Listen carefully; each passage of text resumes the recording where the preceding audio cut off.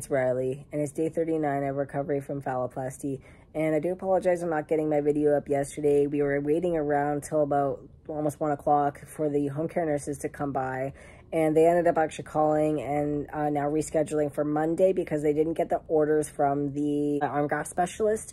So yeah, we're not really doing anything with that, so I won't be doing an update video on what that care looks like just because I don't even know at this point. We're waiting till Monday to find out. But basically right now all I'm told is just to continue doing my arm the way that we were doing it previously because I don't have any of the other supplies. And then once they get the update from the plastics team, that they'll be able to bring the new supplies, and then we'll start doing what is recommended from them on Monday, if they're able to hopefully get everything by then, and see what from there. So I'll be doing that video on Monday. But anyways, today's video topic will be about sensations and just how things changed at least for me for the first month of surgery. So the first thing I noticed when I came out of surgery, and probably in the first week especially, was like the sensation for touch. I noticed things like was super hypersensitive. Like if I was putting cream on my finger as example, and I felt like the cream actually was making my finger go hard. Like my callus on my finger felt really hard compared to the other fingers. Also, like I noticed it was kind of going more wrinkly in the shower. But I was very, like, I could feel it. Like I was very aware of it. It also kind of made my finger a little sore. It was just very, very weird. Like I was very hypersensitive to feeling and touch, and like just sensitive like in general. But I think of as well, like it's just like my body going through a major surgery, and now it's just being hyper aware of everything. The second thing was smells. Like the biggest thing I noticed was like I was, if I was eating something, I was like over like sensitive to smells, and sometimes it actually made my stomach upset. It was just very like I could just smell everything much stronger. And then within touching on that, I want to talk about something that is just not very common, or at least talked about that I know of.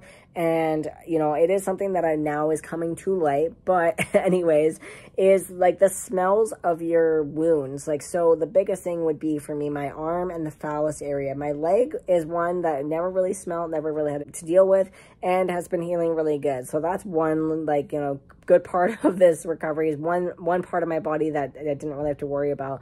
But the one thing I did notice, and I think a lot of it, is just the way that my arm is healing, that because of the complications, because of the scabbing, the eschar, the granulation tissue, all of the oozing, everything, combined, it was just not like something that, even though I only cover it for basically a day, and wash it every day, it's just something that, it just had more of an odor to it just because of how much like was going on and how much was coming out of it and whatnot, like just what my body specifically was going through.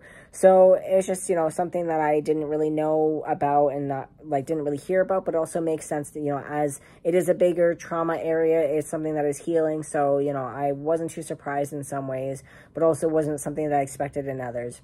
Now, the other thing is also, like as I mentioned with the phallus, is something that, I did notice about, I would say 1 to maybe 2 weeks post-op, is things kind of started to have a slight smell to it as well. And I think, again, that's because of incisions and things healing and just with wounds in general, and then also I did have a complication and I had some scabbing that was along the phallus. And so water moisture and stuff getting underneath it, also not very great either. So in general, again, like it did have a little bit more of a smell, like an odor to it, but like literally nothing would get rid of it. I shower, like I mentioned, every day.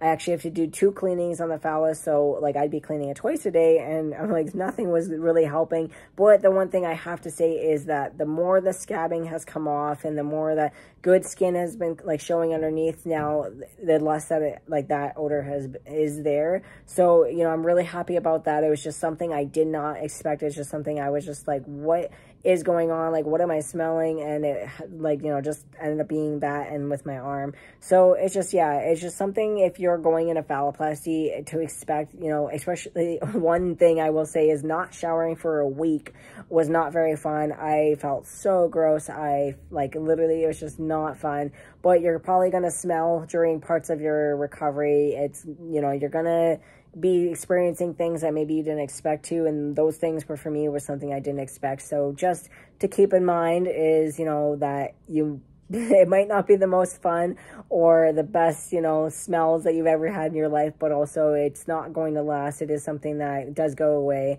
And, you know, the more, you know, as things heal and the more you, like, you know, shower and stuff and clean it, you know, the better it will get. So yeah, it's just something to keep in mind. But I think, you know, I just wanted to kind of talk about this, as I don't hear a lot of people especially talking about something that is kind of a little bit embarrassing.